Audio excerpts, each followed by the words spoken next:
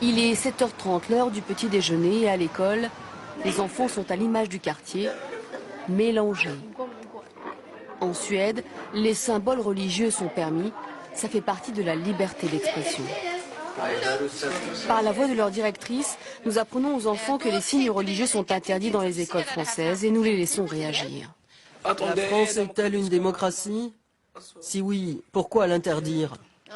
Les questions fusent, les élèves ne comprennent pas.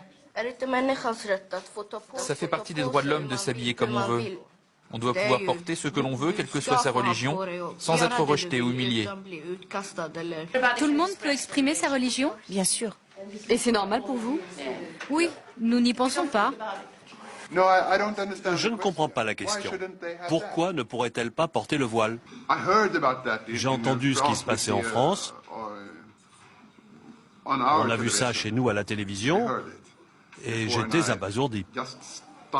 Je pense que ce que l'école peut faire, c'est d'en faire de bons citoyens suédois qui ne se sentent pas étrangers. On leur dit, vous pouvez exprimer votre religion, mais on leur dit aussi qu'en tant que citoyens suédois, ils ont des droits, mais aussi des devoirs, comme tout le monde, et ils doivent les respecter. Le voile est permis même dans la police ou dans l'armée. On peut s'habiller comme on veut, tant qu'il n'y a pas de danger. Et la ville de Stockholm pratique ce qu'elle appelle sa politique d'intégration, jusque dans certaines piscines. 2 fois par semaine, ces musulmanes font de l'aquagym. Ces jours-là, les bassins sont réservés aux femmes. Pour attirer cette nouvelle clientèle, la municipalité vend même des maillots de bain islamiques. La vendeuse dit que c'est bien. Et voici le pantalon.